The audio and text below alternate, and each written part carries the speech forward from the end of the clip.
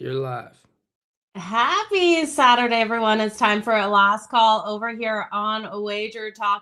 It's week 6 in college football, and we've got a loaded day. Lots of games out there. Drop your questions, your comments in the live chat here, and we've got a loaded guest list today. We're going to kick it off with Gianni the Greek, then Ralph Michaels, Jesse Schule, and Carl Anthony finishing it up with some UFC bets that you don't want to miss out on. So let's get into this week 6. As we do, open your odds logic page. Make sure you have those numbers in front of you as these lines are moving on a couple of these games. You want to get the best of the number. But without delay, let's bring in Gianni the Greek. Good morning. Happy Saturday. Busy day. It's definitely a busy day. I know that you're really busy out there. What are we seeing on the back end of things right now, Gianni?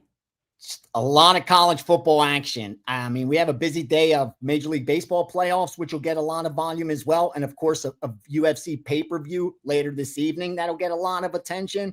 But it's all about college football right now. And that's where all the heavy volume is coming in. Some of the more one-sided bet teams, no surprise. Texas, -5.5. That's as one-sided as you're going to get. Penn State over UCLA. They're betting them over and over and over again. And Notre Dame -21 and Ohio State. Like those 4 favorites are getting a ton of money tied into a ton of parlays, tied into a lot of teasers. So those are some of the biggest risks for the books so far today. Yeah, definitely a huge risk. Morning, I'm seeing Ohio State up to 23.5 point favorite on a lot of books. Minnesota, we know their struggles they've had out there. Would you be willing to lay the 23.5 with Ohio State? No. I see that the sharp side in that game was Minnesota in the first quarter. I didn't get a chance to release the subscribers because I missed the 7.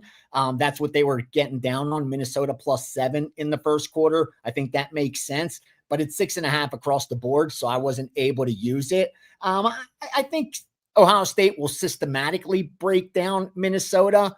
But I think Minnesota could keep it tight in the beginning until, the athleticism of Ohio State, the physicality of Ohio State, and just the superior athletes in Ohio State just does what they do, and the cream rises to the top. But I think early on, Minnesota should be able to give them a little bit of resistance and keep it within the touchdown in that first quarter. Absolutely. We know Julian Sand's so strong at getting that ball to Jeremiah Smith, and they could pull away late in that game. We do have a question in the live chat here. Thoughts on Alabama and Vandy? That one asking to the under. Would you take that one to the under? High-powered offenses on both sides.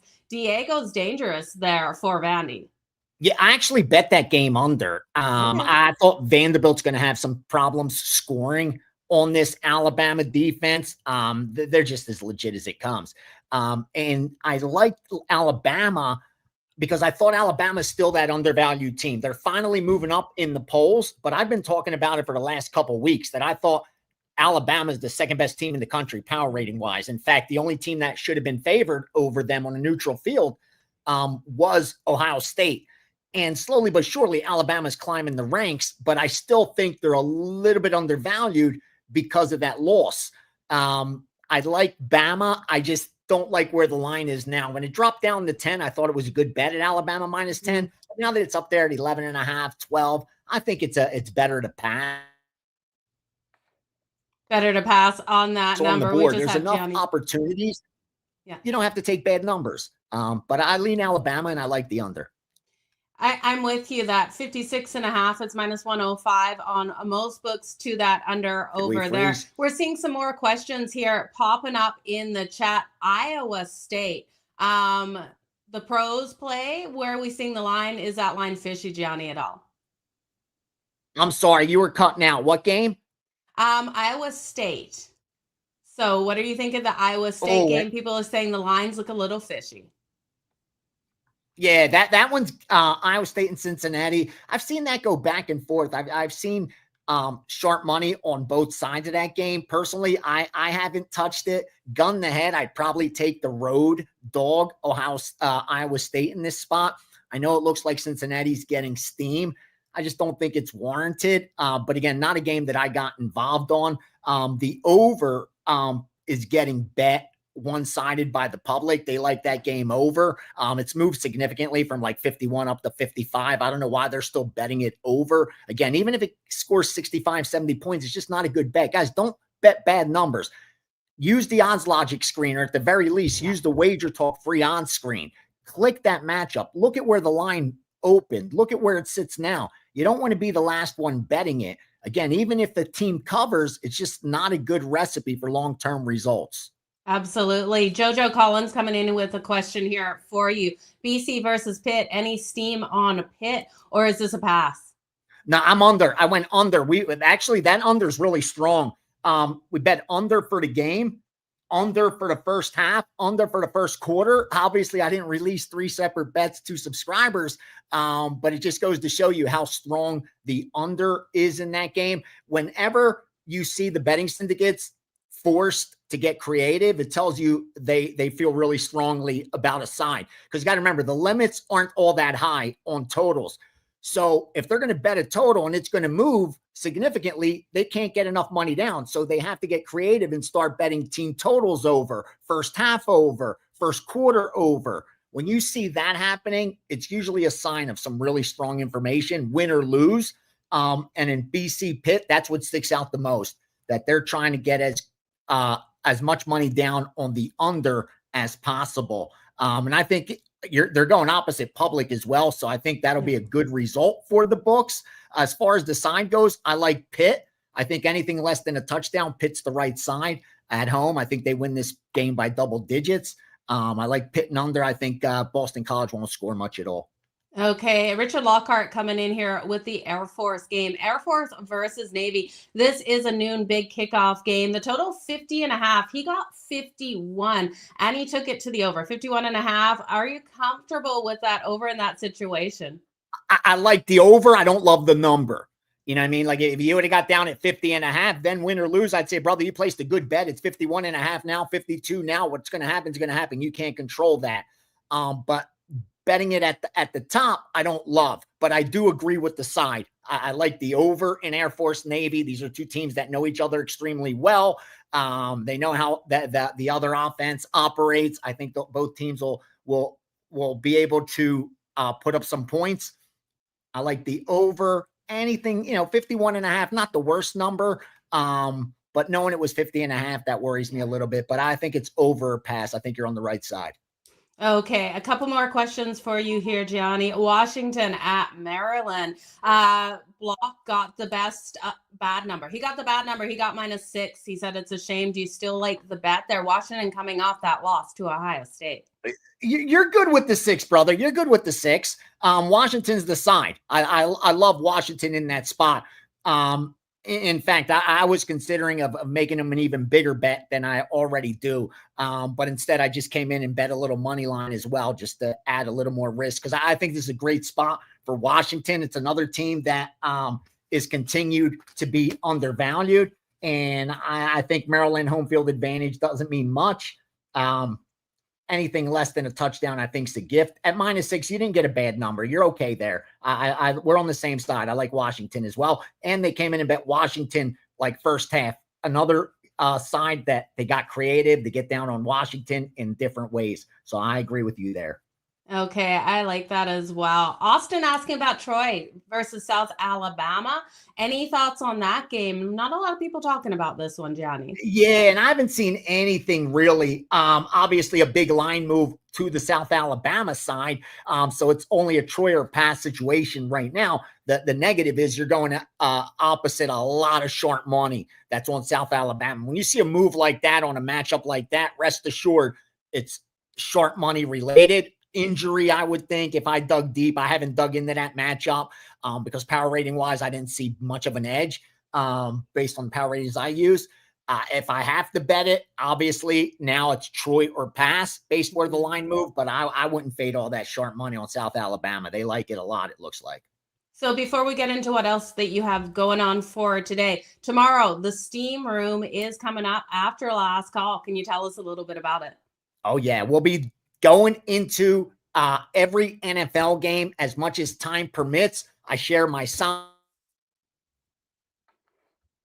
for each matchup. We get as we're going along. And of course, about 15 minutes before kickoff, we tie in those teasers. They're currently 8-1 on the season. I'm there to answer all the questions you have for any game, any matchup, any prop. And also, obviously, we go over long-term results, short-term results, and risk management. So make sure it's for long-term subscribers tomorrow. Guys, I think that are a month or more, make sure you jump on board. We're planning how we're going to close out this year. These next couple of months are huge. The opportunities that we have with college football, NFL, UFC, Major League Baseball playoffs, college basketball's coming, NBA's coming, NHL, all these markets, prime time to do damage. Join us in the steam room tomorrow. You'll get a lot out of it. And last week we went 10-2, and see if we could repeat that for this Sunday as well. Nicely done there. You guys don't miss out on the steam room tomorrow with Gianni. Okay, Gianni, what else? Where else are you seeing money coming in? What do people have to jump on last moment here before these games kick off at noon? College football. Let me give you some college football. You got Washington, which I really like. Colorado TCU. Colorado TCU under 58. We bet that. We bet also this morning over Miami, Ohio, over 19 first half, Miami, Ohio, Northern Illinois. And believe it or not, Kent State first half, Kent State plus 28.5, and also went over 3.5 Kent State team total. I know everyone's fading them, but if they could get a touchdown on the board, we should be okay. We just need Kent State to score. Akron plus 8, also a good bet. I got a lot of volume, but also baseball. Don't forget there's baseball today. And I'll give you a series bet for you that we moved on. Milwaukee, bet Milwaukee, minus 120. I gave that out as a 4% series bet over the Cubbies. I think they win game 1 today. Haven't bet that, but I did take Milwaukee for the series. Oh, I like it. And I love where you're coming in with Kent State. One of my favorite football players of all time played for Kent State, Antonio Gates. So I always have a soft spot for them there, Gianni. Milwaukee. I love Milwaukee versus the Cubs in that series. Should be a good one. Those games kicking off later today. Gianni, thank you so much for joining us here on Last Call. Absolutely crush the books today. I know you will. Thanks for having me. Do some damage, Joe, and best of luck to the whole WagerTalk family. Do some damage today. Thanks for having me. Thanks, Gianni. We're going to bring in Ralph Michaels next. As we bring him in, make sure you guys hit that like, hit that subscribe button, and the notification button. And do check out the steam room tomorrow with Gianni the Greek. You don't want to miss out on everything he's got going there. And I wanted to remind you guys, the Weekend Warrior package is still running here for football. Get all of the plays from your handicapper of choice for just $49 for Saturday and Sunday. And they're going to throw in those Monday plays at no extra cost. So let's bring Ralph Michaels into the show and see what he's liking today. Joe, I'd like to officially welcome you to the WagerTalk family. I know you've been around. This is our first show this season. I'm so happy you're with us. I am so happy to be here, Ralph. I can't wait to hear what you've got going today. I want to know, though, how have you been doing so far in this football season? Because we haven't had a chance to chat. You know, I did drop a 5% total last night in college football, but still 14-8 this college football season. Number 2 in college football since the start of last year. I do have 3 plays today. And also number 2 in NFL and college football combined since the start of 2024. I have a strong 4% teaser tomorrow, 16-2 on my NFL teasers rated 4% and higher. Get all of Saturday and Sunday for the $49. 16-2 in those teasers. That's absolutely phenomenal, Ralph.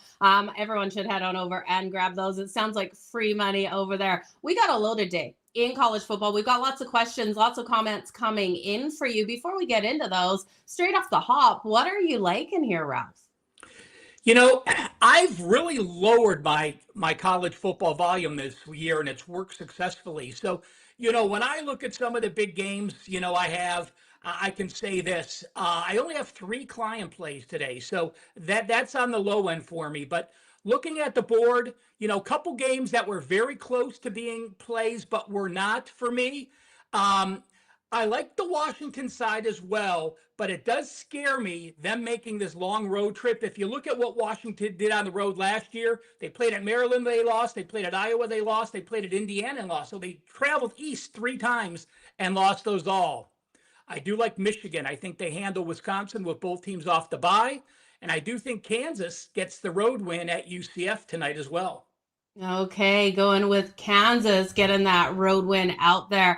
Oh, let's jump into some of these questions. Trying to find which one's best. Everyone's asking about the numbers from the Westgate, what the Westgate needs. You guys, I don't have that information this morning. Art DiCesare was unable to make the show because he is so swamped over there at the Westgate, but we'll try to get those numbers for you. What do you, okay, so you're liking Washington. You're laying the 5.5.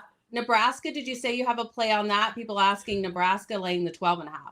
I do believe in the Nebraska. I did not mention that originally. Okay. You know, I look at him and the Dylan Raiola factor, I truly believe into his second season with an 11-1 ratio. I love his 8.4 YPA. You know, the rush attack got slowed last week, but that was against Michigan. And one thing I do like is I am a big fan of Matt Rule.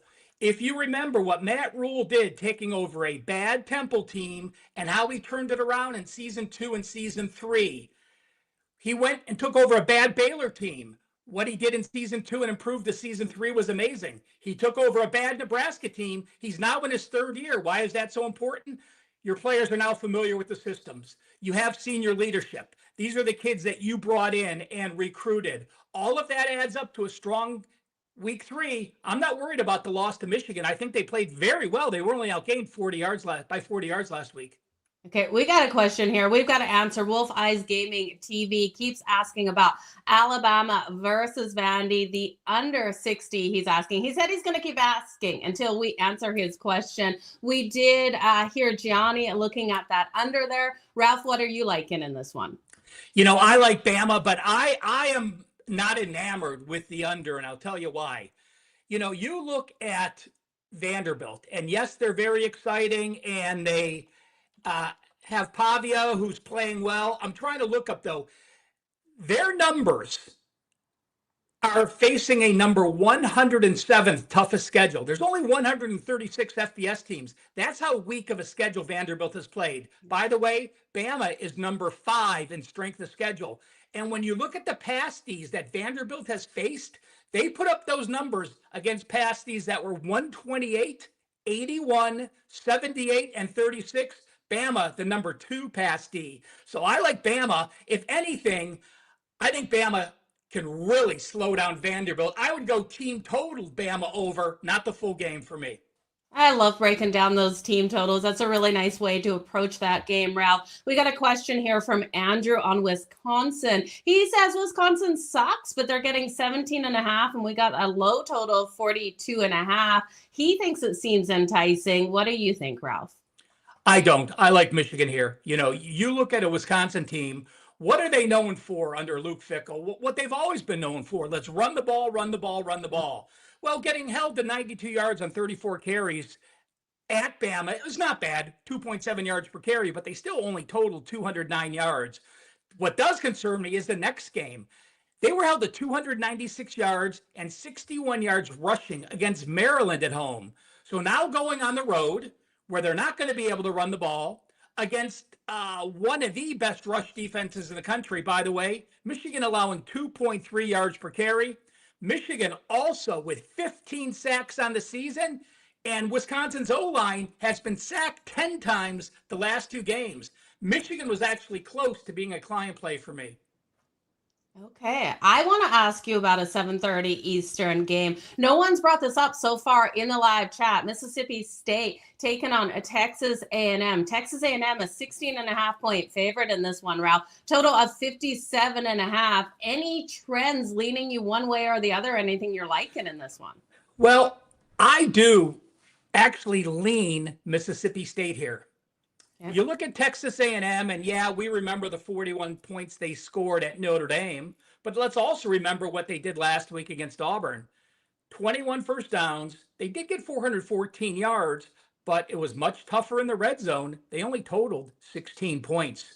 The Utah State and UTSA games, again, 40-plus points. But again, those are misleading against that type of defense. What has impressed me is the Bulldogs defense. You look at their defense, and they're actually top 30 when you look at what they've done versus what their opponents allowed. Southern Miss on the road, they held them to a season low. Arizona State, they held them to a season low. Alcorn State, they held them to a season low. And Tennessee last week. Yes, Tennessee scored 466 yards, and you could say that's a bad game.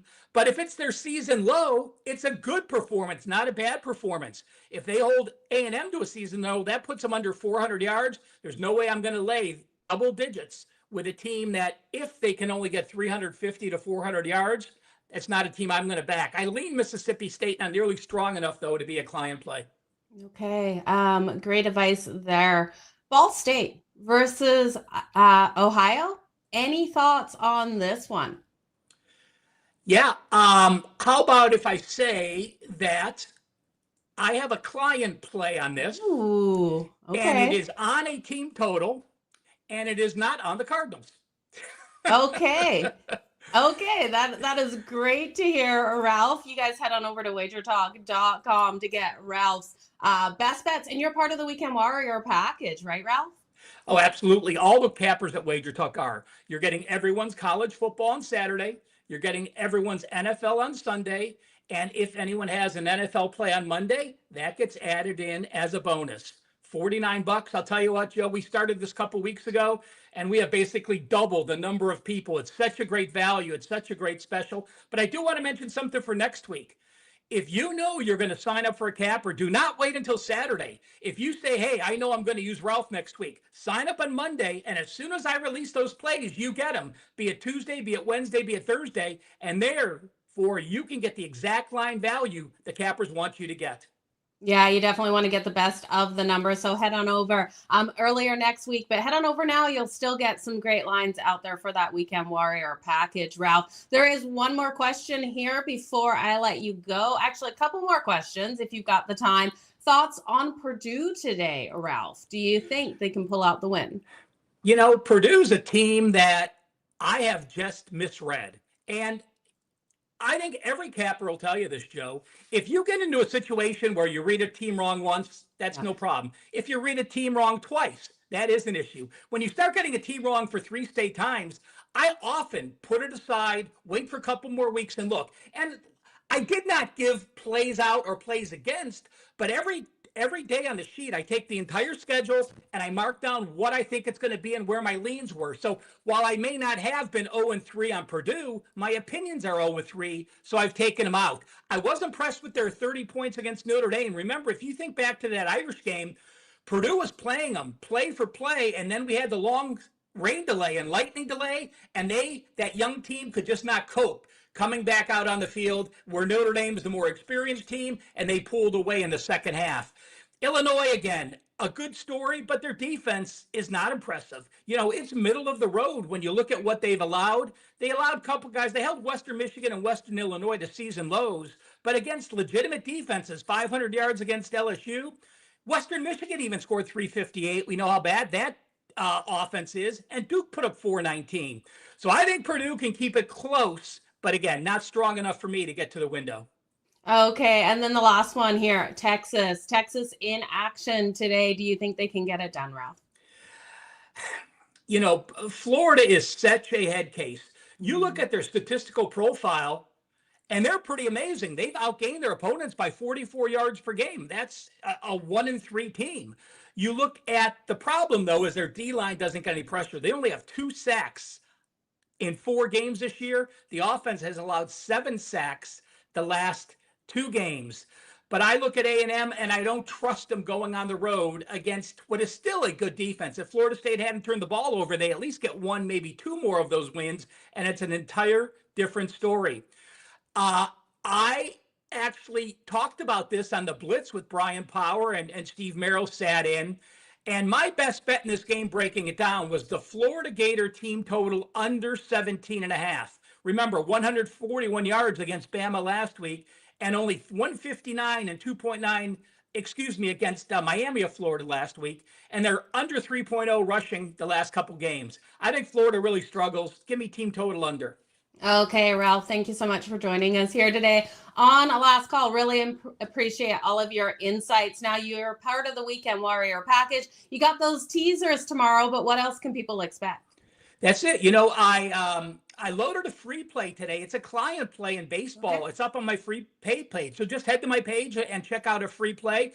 I do want to mention one thing to you, Joe.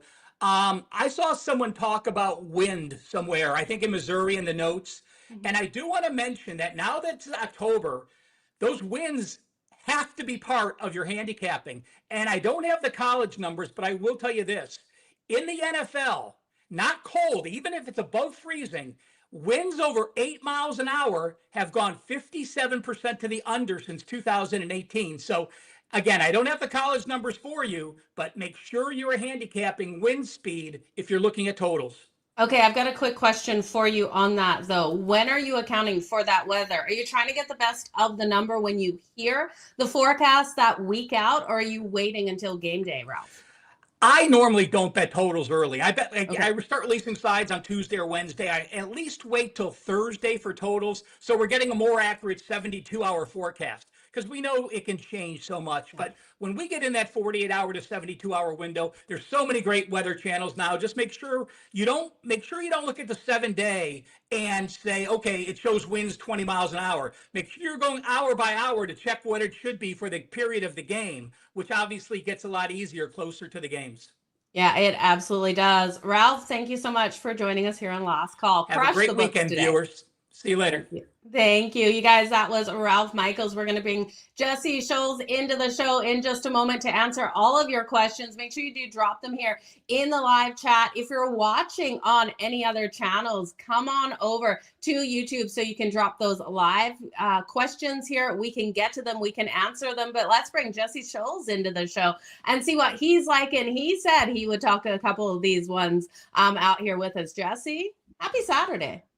Yeah, I hope it's going to be a happy Saturday. We're just getting started. We'll see how it pans out. But everybody wanted to talk about Vandy and Bama. I definitely want to talk Vandy and Bama. People talking about the total. I think it's important to understand that Alabama's got 2 key defenders suspended for the first half for targeting.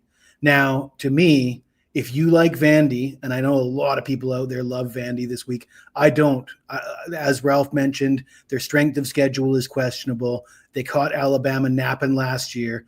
Kalen DeBoer and an Alabama program isn't the kind of team that you get one over on twice in a row when you're Vandy. I think Vandy's a good team. I'm not trying to disrespect Vandy, but very few teams go into Tuscaloosa and beat Alabama. Let's face it, they just won at Georgia, the only team that's done that since 2019. I just don't think it's realistic to expect Vandy to compete with Alabama in this game. But if you like Vandy, take them for the first half plus 7 points, because if they can't get theirs in the first half with those 2 key defenders on the bench for those targeting penalties, if they're down by double digits at the half, they're not coming back, in my opinion. So if you like Vandy, take it for the first half. If you like the over, also take it for the first half. And that's another reason why that you're seeing that total get bet up. Somebody was mentioning they really liked the under. Alabama's got a good defense. There's no question about it. Vandy's got a great offense, though, very efficient offense. They were very efficient last year, and there is injury concerns. Those 2 suspended players, they lost a few significant defenders. They got a few back. I think they're going to be good enough in this game to run away with it in the end, but I think we could see a lot of points on the board in this game.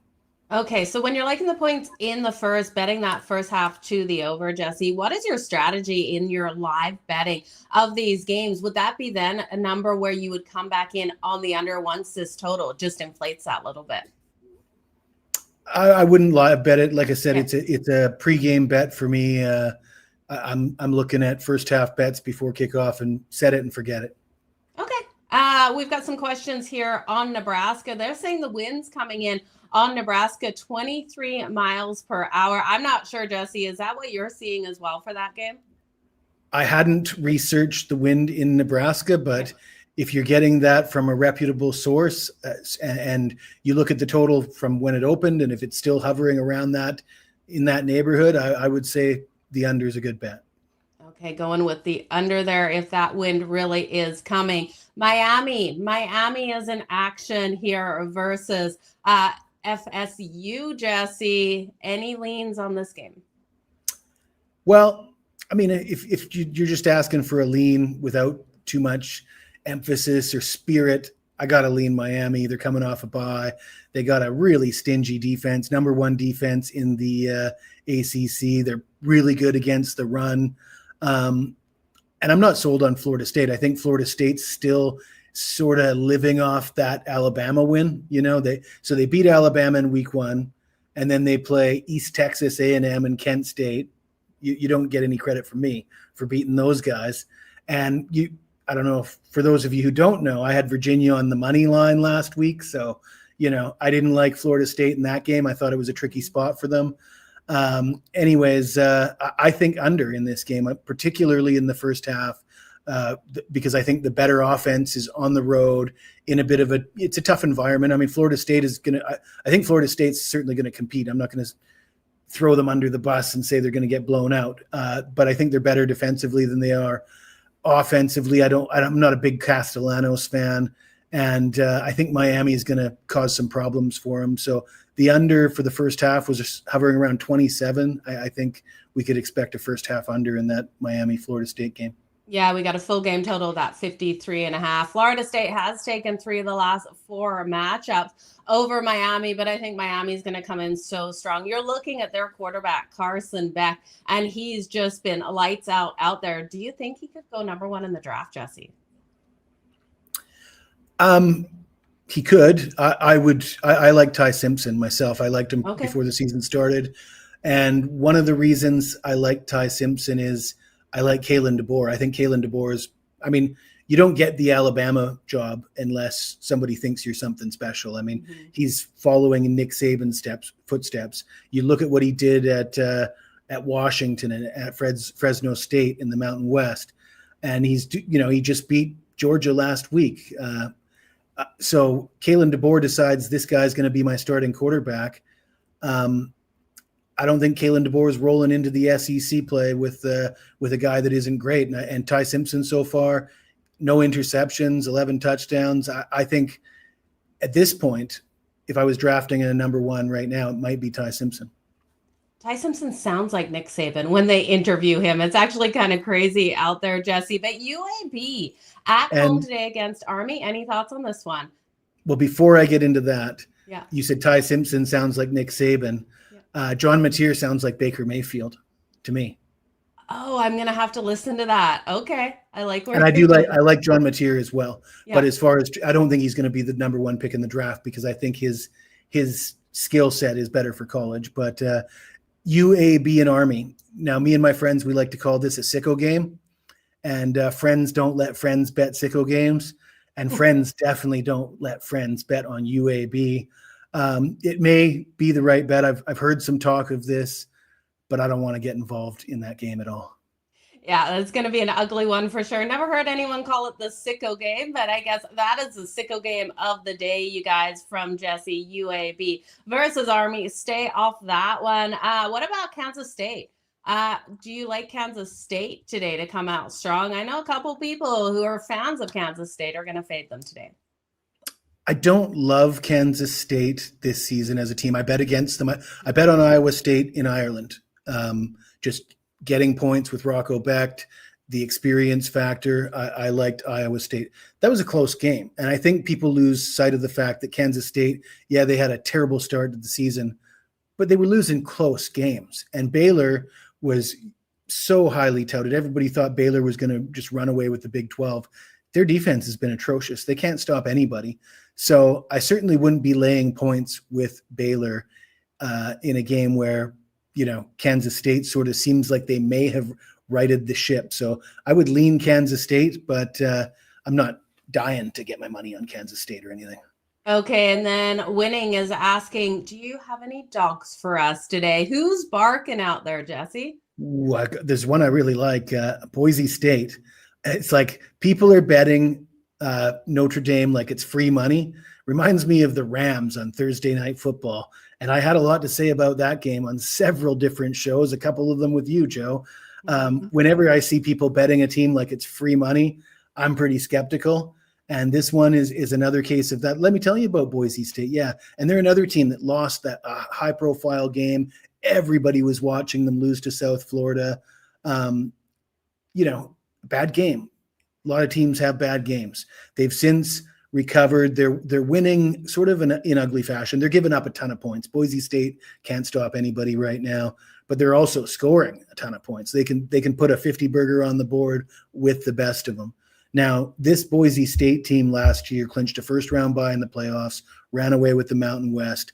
They beat some good teams. They had They lost to Oregon at Oregon by 3 points. The only difference between that team and this team is Ashton Genty, and you're thinking to yourself, "Oh, that's a big difference." Well, maybe we got to give a little bit of credit to the coaching staff and the offensive line, and you fit in another talented running back behind that offensive line in that system, and the current guy is averaging more yards per carry than Genty did last year. I'm not saying he's better than Genty. I'm saying they're not going to miss Genty that much this season, and this line opened at 17.5. It's been bet all the way up to 21. I think you're crazy if you land 21 against this Boise State team. I like Boise State as my dog of the day. Okay, nice dog of a day there with Boise State. We're seeing Anthony with the love for Kelly. I know you miss Kelly. Kelly Stewart will be back here next Saturday for sure. So don't worry, she's coming on back. Ariel will be joining you guys tomorrow for last call for your NFL Sunday last call. We do have a question. I know we're talking football here, but there's a question about baseball for today, Jesse. Any thoughts on today's baseball slate? The Detroit Tigers somehow made it through to today. They're going to have a tough series there. Any hopes for any of these teams? Yeah, any chance I can get to bet against the Detroit Tigers, I got to take it. The way they finished the regular season, they were fortunate to get past Cleveland.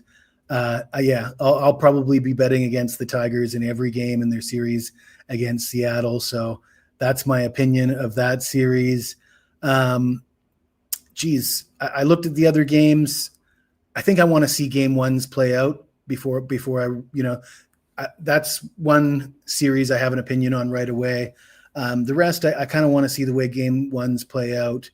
And moving forward, we'll have some action on those other series. You and I kind of touched on it, and I just want to quickly mention this before we get back to football. The Toronto Blue Jays kind of held together with duct tape, was your saying, not mine, but I completely agree with you. They're in that series versus the Yankees. Yes, they're at home, but Kevin Gausman, he's been good this year. They're the favorite at -124. I expected that to be more of a pick 'em, Jesse, versus the Yankees. Gilgan, the start there. Any thoughts on if the Yankees can take that series?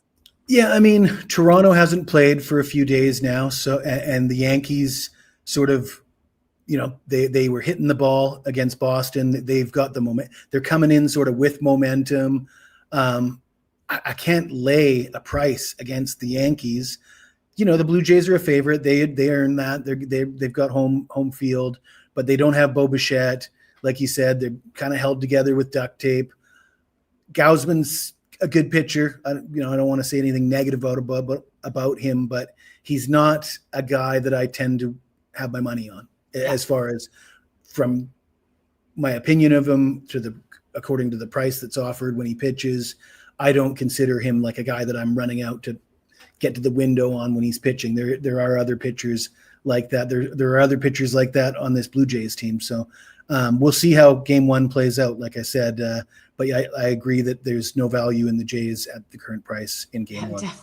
Definitely. I'm a fan. I don't want to put my money there at that price. We do have a question here about Clemson and North Carolina. North Carolina, home dog. They're grabbing 15.5 here at home, total of 47.5. But is this Clemson's day to just roll in here and get a big win on the road?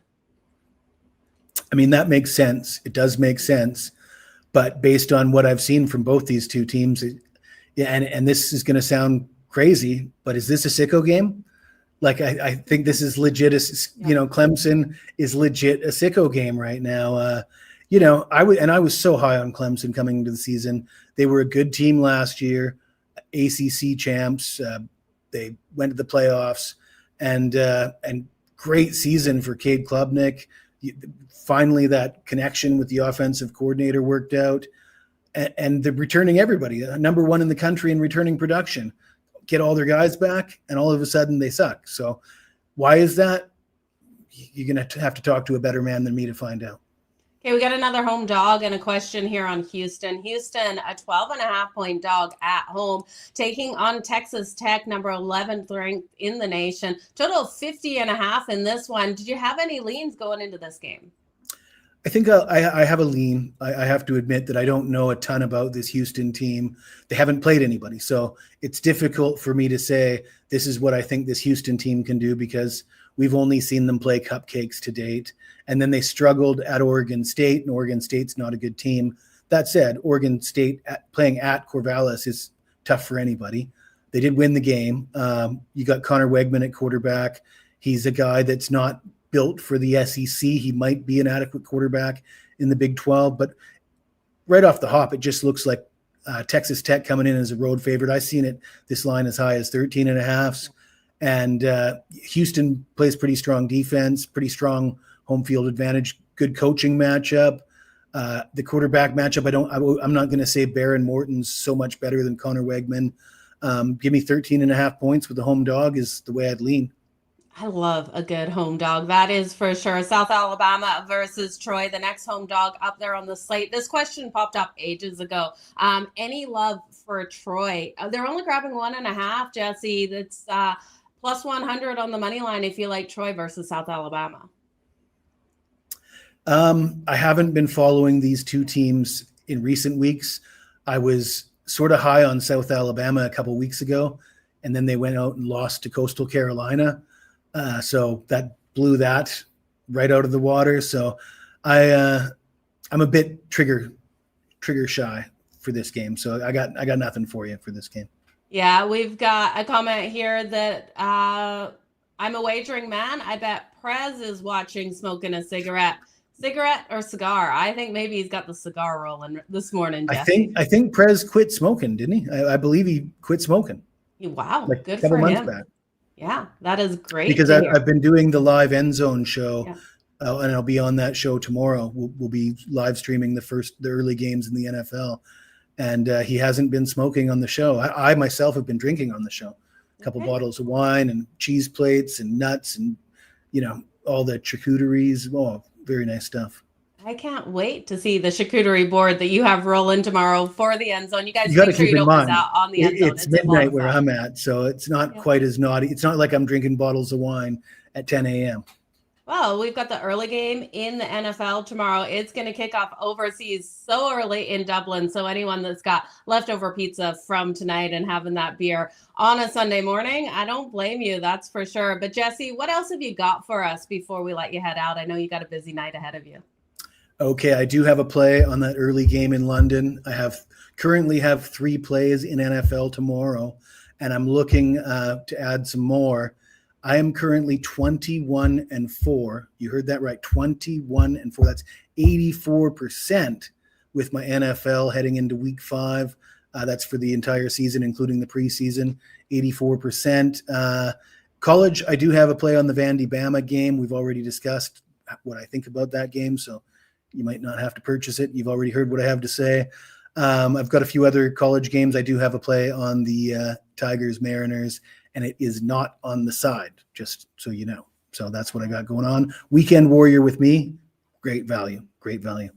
Absolutely. Jesse, thanks so much for joining us here on Last Call. Crush the books today. Thank you for having me.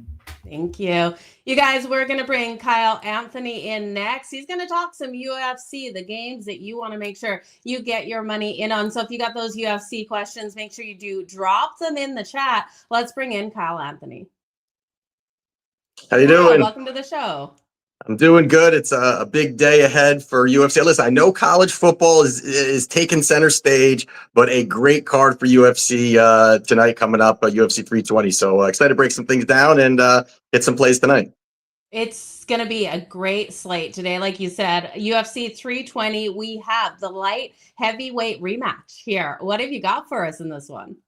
Yeah, so we've got Magomed Ankalaev. He's sitting around that minus 270, 260 mark. And you've got Pereira come back here at around that plus 220, 230. Are seeing some movement there. But as you said, this is a rematch from their fight back in March, which was a fight where, it was a pick 'em price tag basically. And you did see, Ankalaev was able to move forward. He was able to keep Pereira on that back foot. He was able to win in the boxing exchanges, nullify some of the kicking arsenal that Pereira does have. And when he needed to, Ankalaev was able to get him up against the fence, control time, win some minutes, bank some rounds, and was able to, close on the judges' scorecards, but was able to get the victory 48-47, 48-47, and 49-46 on the judges' scorecard. Now, one of the things that a takeaway from that fight as I was watching it was, Pereira didn't look himself. Now, it could be that he's older. He's 38 years old now. That could be part of it. But, part of it being the fact that there were reports after that fight that Pereira came into that fight with a broken hand. Now, Joe Rogan confirmed it. He had said he talked to someone in the camp and he had a broken hand. Now, it starts to make sense when you're looking at, this could be a tinfoil hat, your type of thing. But, out of a 5-round fight, he landed 11 significant strikes to the head. That's something that he's never done. He does that in a round normally, and he was not really picking up the pace at any point. His activity was low. All he did was throw these leg kicks. And, Pereira now was saying he was about 40% going into that fight. Take that with a grain of salt, I guess. But coming into this fight here, all things considered, stylistically, one of the big things for the Ankalaev side is a lot of people looking at the wrestling. He's going to be able to, hey, can you get Pereira down? Can he get the control time? Can he get this fight to the mat? And, going over his last 15 fights in the UFC or his 15 fights in the UFC, you haven't really seen it be much of success. I think his wrestling is a little overrated. And, over his 15 fights, he only has a 22% takedown success rate. Not very good against Pereira in that first fight. Ankalaev was 0 for 12 on takedown attempts. And yes, he was able to hold Pereira up against the fence, which again is something he's got to address coming into this rematch here. But out of those 15 fights for Ankalaev, only twice has he secured more than one takedown.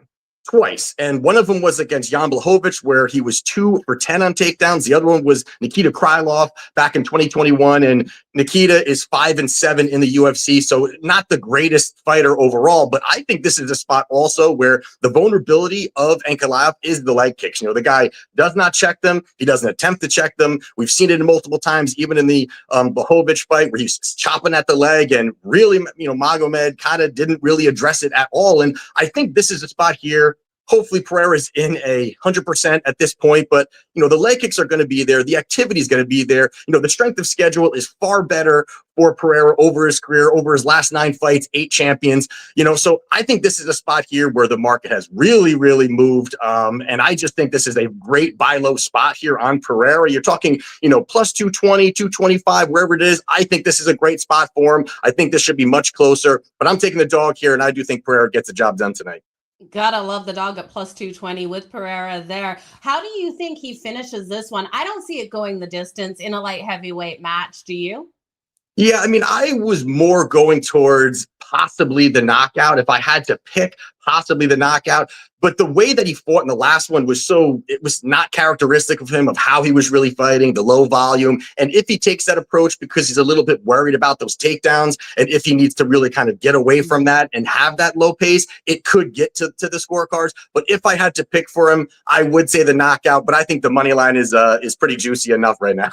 Yeah, that money line, great plus money at plus 220, you guys. What about the fight? And I'm going to try not to butcher the names completely here. We've got Joe the Body Bag Pfeiffer versus Abbas Magomedov. I can't say his name. It's all right. I listened to it 100 times. I can't say it still. Kelly gives me, crap for it all the time. So, no, but yes, in this fight here, we've got Joe Pfeiffer. He's around minus 250. Abus is around that plus 200 mark here. Now, Abus is coming off a 3-fight win streak, which has looked good for him. He's went out there. He's beaten Worley Alves, Bruno Ferreira, Michel Pereira, some nice wins for him there. But when you're looking at really like the actual process of those fights, I thought even in wins, he didn't look that good, and I thought you're looking at a guy against Worley Alves, who's 1-5 out of his last 6. And in that fight, Boost was 22 strikes against Alves' 16. I thought that really was not a good look. It really should have been a spot he should really smash on him. 6 takedowns for him there. He needed the takedowns in order to secure, because he was not having the success on the feet. Even Bruno Ferreira, the fight there, Bruno badly hurt him. And then Abus was able to get out of it by a takedown, the inexperience of Bruno, and he was able to find that submission. And then even the most recent fight, which was maybe one of the worst fights I've seen, which was against Michel Pereira, which was a fight where, Pereira and him, it was like a glorified kickboxing match. No one really went for it. It was pitter-patter shots. It almost kind of felt like Pereira was, he ended up he bet Abus by decision, the way that he was kind of just staying away from it. But the big red flags here on the Abus side is the first one going to be the wrestling, and I think this is something he's needed to lay on. He's needed to utilize. He's needed to get, when he's hurt, he's able to kind of get out of that, get these takedowns. And when you look at Joe Pyfer, this guy has the physicality advantage. He has the strength advantage, and he's going to be the better wrestler. So I think he's going to struggle with any type of, the takedown attempts. I think that Pyfer can kind of steer clear of that. Even if Pyfer hurts him, I don't think Abus is going to have that escape route to get the takedown and to get out of that. And the other part of it being is that Abus is terrible cardio. I mean, this guy absolutely outside of round one starts to slow down. He doesn't really, push that pace at all. His volume is always very, very low. And even again, the slow pace fights, he is very, very slow in that second round. And that's something where I think he can't push the wrestling pace. He doesn't have the cardio to do that. He has to, try to stay at range and try to slow the fight down for him. But overall, I think Joe definitely has all the advantages here: the wrestling, the striking, the hand speed. He's definitely the harder hitter between these two. And that's where I'm going with this play. I do like Joe Pyfer by knockout. That's sitting around plus 135 roughly right now. And out of his 7 UFC fight wins, 4 of them are by knockout. In his most recent fight against Kelvin Gastelum, he dropped Kelvin twice. If Kelvin didn't have the granite chin, Kelvin has never been knocked out in his professional career. So I think if Joe lands anything like that in this fight here, he's going to absolutely put Abus away. So I think that he's very hittable, negative striking differential. I think everything kind of points here to Joe Pyfer getting that knockout. So getting off that minus 250 number, I think plus 135 is a solid spot for the knockout. Yeah, great plus money that you're coming at us with today. You got to love anyone whose nickname is Body Bag out there. Couple quick questions in the chat here. Alex for his significant strikes to the over. What do you think about Alex coming out, getting those strikes on? Well, I definitely think that compared to the last fight, to the point of what we were kind of just saying, is that if he was injured or if there was those things, I think it's going to be higher. And again, it also goes into if he does get that knockout, this could be a little bit earlier of a night, but I kind of lean more towards this fight having some legs, getting a little bit further into it. So I would lean the over here if I had to, gun to my head kind of thing. Okay, so a live shoey, Kyle? Are you doing shoeys out there? What the heck is happening? It's too early for that, isn't it? It's a little too early, but I have bet a shoey with some followers and stuff like that. I've got that today. Maybe we'll see. We'll see if I post something like that later. Okay. And then there's a question on, do you like Cory? I feel he's the best striker in the division. A lot of value on that line. Yeah. You know what? I actually like Morab by decision here, but anyone who is taking Cory at whatever plus 330, is a good bet. I think it's still, there's a lot of value there.